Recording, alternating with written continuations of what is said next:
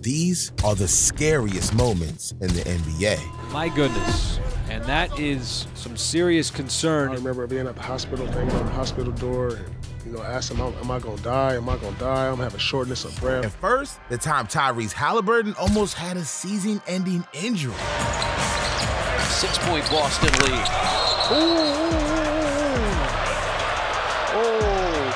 Man, that looks painful, but not as painful as Steph Curry at number 14. Because when he played against the Suns, he broke his left hand. I love what Pascal did then. He closed out on the shooting hand side. Steph Curry with a lot of contact. He's holding that left wrist.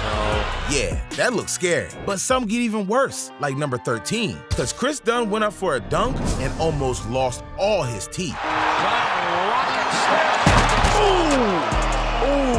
Boy, he fell on his face. Oh, man, he hurt. Wow, he fell to the face. Oh, man. Damn, that could have ended much worse. But he's not the only one in danger. Because for number 12, Nerlens Noel hit the ground so hard, he was out cold. Steven Adams, he has been all of that this year. Went up to block the shot of Wiggins. Met him at the rim. Nerlens Noel, he hit the floor hard. That fall looked scary, but number 11 almost ended Jeremy Lin's career. Because as soon as he came down from a layup, you could tell something was up. Lin goes down hard. You could hear the bang as he hit the floor. Oh boy, Jeremy Lin is down.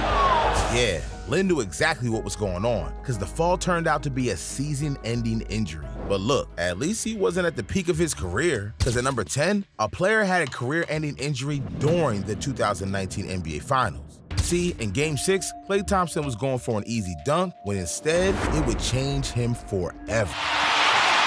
Thompson running the floor, and a foul. And Thompson grabs his left knee, now writhing in pain. Steph Curry slamming the ball on the court, so upset. And Mike, if he leaves, he can't come back in. So if he doesn't shoot the free throws, he's out for the rest of the game.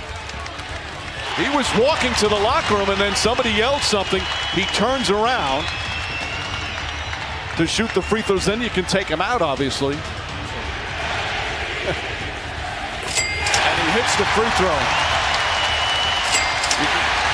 To me, I'm committing the foul, but Klay Thompson looked like he can actually survive on the floor right now. He's staying in the game, and there's the foul. The man tore his ACL and stood up like it was nothing, and tried to continue playing. It's no wonder he's demanding more respect. And respect is something Joel Embiid needs to learn all about, because for number 9, he almost killed another player. See, during the playoffs against the Celtics, Embiid lost his balance and ended up almost crushing Grant Williams' head. 7-foot shot a moment ago, almost a turnover. Embiid falls to the court. Oh, wow. Man. Dude had a 280-pound giant stepping on his head and said this. I need to go for the ball. Yeah, I'm trying to go, jump over, but I ended up in the head. Hey, brother. That's what you battle for, bro. That mofo was a real one, but the Utah Jazz had a real one too at number 8, because their team was close to being wiped off the earth. See, in 2019, the Jazz were getting ready to head for a road game against the Memphis Grizzlies. While in the air, though, some players felt an explosion when one of the engines started burning and the plane started going down. And everyone was panicking, as they felt like the plane was about to break apart in midair. Now, luckily, the pilots were able to emergency land and everyone was safe, but it had a lot of players shook. So I text my mom, my sister, hey, this is it. Like I love y'all. Like we're playing with the engines on fire, whatever. And if you ever see my mom ask her, they thought I was joking. They laughing like, ha, like what? I'm like, no, I'm dead serious. Like, the plane's really about to like go down. Like the engine exploded, and they were like, so everybody's freaking out. So we're not too high. It's high enough where you can still send messages. That's how. So I can see the ground. Yeah. Which made it even worse because I'm like, I can see the Salt Lake. I can see all this. I'm like, all right. You can put the plane down over here. And it was, I think it was 30 minutes. 35 minutes we were in that plane. And it was probably the scariest moment of my life for me because I felt helpless. There was nothing I could do at this point. Shit you can do. Because I'm sitting here like, this light, that's not in my hands. The pilot's not speaking. No one's speaking. And then finally the pilot's like, we've had the engine explode, whatever. We're going to turn back around, trying to lose some fuel. Damn, they are lucky they are still here. And so is Chris Bosh at number 7, because he was just minutes away from dying. See, in 2015, the Miami Heat played the Dallas Mavericks in a regular season game. And after the game, Chris Bosh felt something was off. Well, I developed blood clots. I was sidelined with blood clots. I missed the second half of the season. And that's just, you know, something I had to battle back from. I had a pulmonary embolism in my left lung. So, you know, I had to I've been bouncing back, and it's been a long process, but it's been great. Yeah, all his blood clots were removed, and he was cleared by doctors to go out and play. However, in February 2016, it would all change for the worse, because heading into All-Star Weekend, Bosh felt something in his calf. I was practicing for the three-point competition, and my calf was sore like the next morning. So I said, man, let me not even mess with this. Let me get it checked out. Let me get an ultrasound, because I was, you know, paranoid pretty much from last year. And I got one, and it's like, oh yeah, it's a little clot right there. When you heard blood clot again, what did you think? You have to understand that it went from being sore in my calf to like, oh, well, you can't play anymore. Bosh's life was flipped on his head, because it turned out he had to not only sit out for the remainder of the season, he would not be cleared for Heat training camp in 2017. And on February 12th, Bosh had no options left but to retire. You come to the realization that there is no perfect ending. You know, I think it's like a very romantic story of the old timer going around the gym for one more lap, you know, and hopefully winning a championship on the way out. You know, that doesn't happen. Man, I guess the most important thing in life really is family and health. But look, sometimes players just make dumb decisions. Because for number 6, Kelly Oubre almost lost his NBA career. See, in 2023, he had just signed a new contract with the Sixers. But with one catch, he had to stop his hobby of reckless bike riding. Crazy part is, that clause was just during the season. So all he had to do was wait for the season to end. That's when Kelly did the opposite. Because while out on a bike ride, a car crashed into him and fled.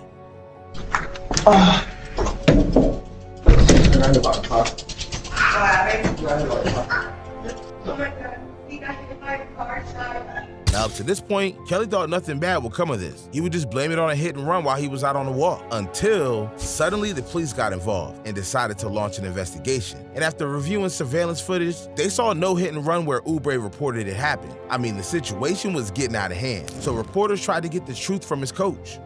Can you address the report that Kelly Oubre's injuries did not occur?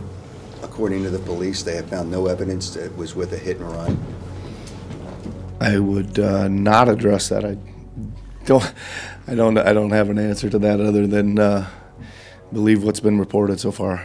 But because there was no evidence or eyewitnesses, all people could do was just assume what really happened. Somebody damn near hit you, like flush, and evidently the side of the mirror, the mirror caught the side of your body, and because of that, you know, you end up going to the hospital, but still in all, it was hit and run. So they ran away, they drove away. So they hit you by accident. You know how much of a speed they had to be going through for the side mirror of a car to hit you and that to hospitalize you? I'm sorry, but something's a little fishy.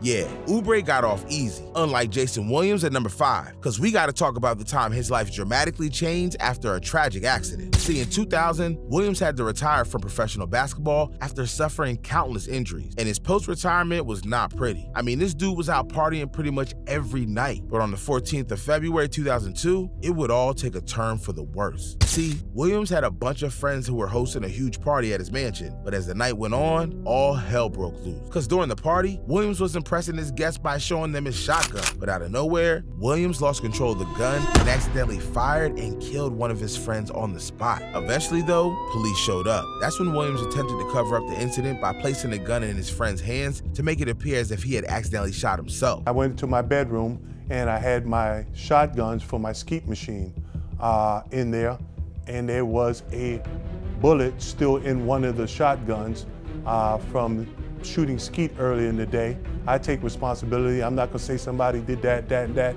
I'm supposed to look down the barrel. I was showing people guns. Here goes a gun. Here, look at this one. You know, this coach gave me this. This is beautiful. This. And when I went to slap the gun closed to hand it, I didn't even know that Mr. Christophe was in the house there. The gun went off and hit Mr. Christophe in the chest, and it killed him instantly.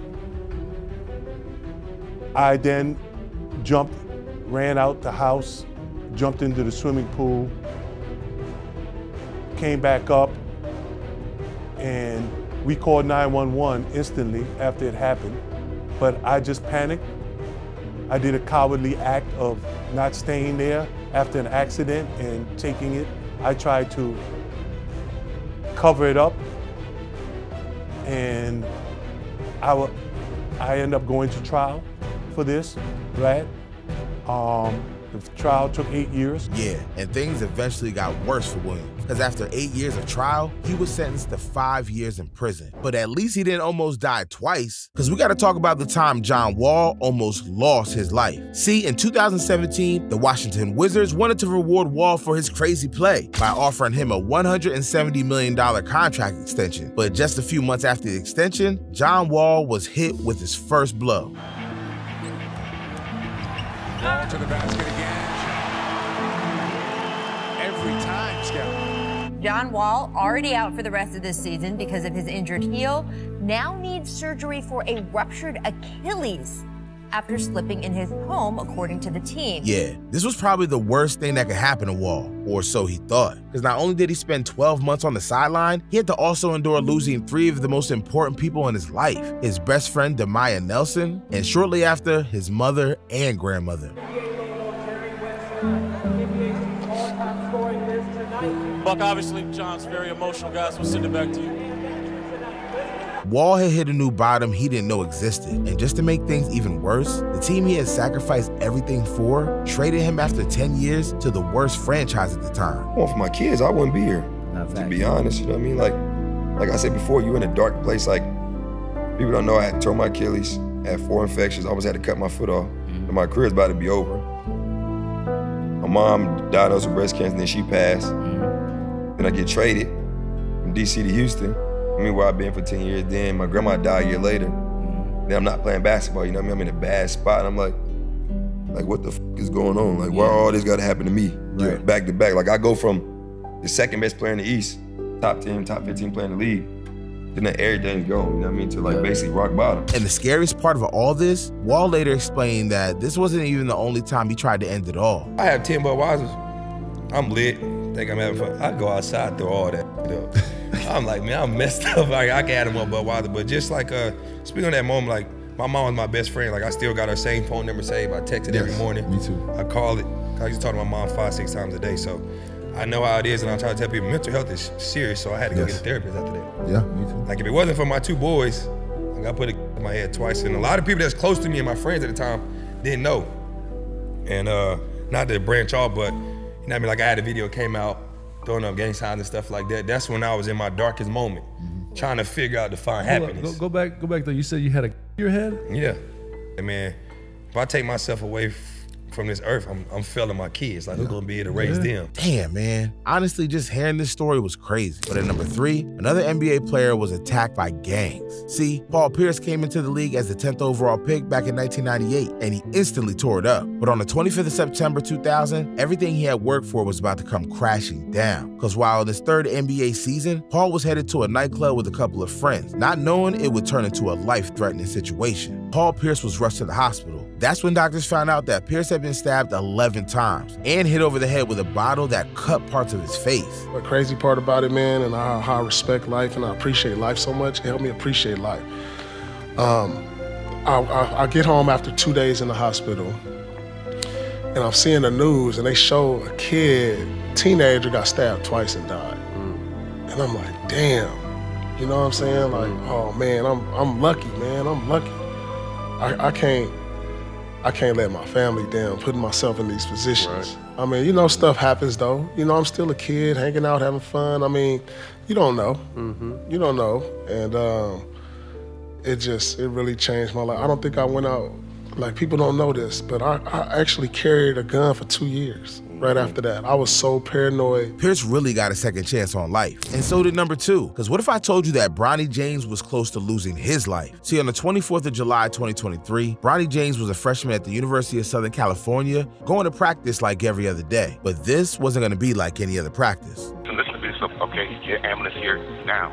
Okay, all right, sir. All right, sir. I'm going to send help there. David, doctors say it's too early for a prognosis on Bronny's recovery, but it is worth noting that multiple athletes have come back from cardiac arrest to play at an elite level, most notably Damar Hamlin of the Buffalo Bills. Now, obviously, this whole situation was scary for not just Bronny, but also for his family. But through it all, he made a swift comeback, looking even stronger than ever. And during the 2024 NBA draft, Bronny made his dream come true when he was picked up by the Lakers in the second round, making it the first time a father and son duo will be playing on the same team at the same time.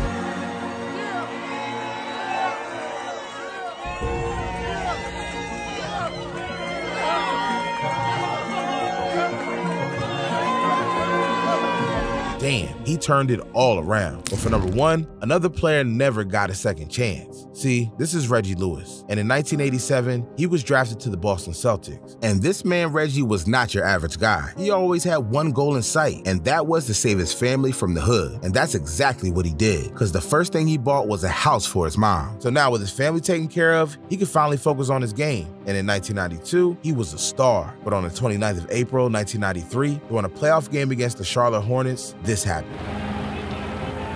Good defense at time. All of a sudden hitting the deck is Reggie Lewis. Is he all right? Inside to Perry.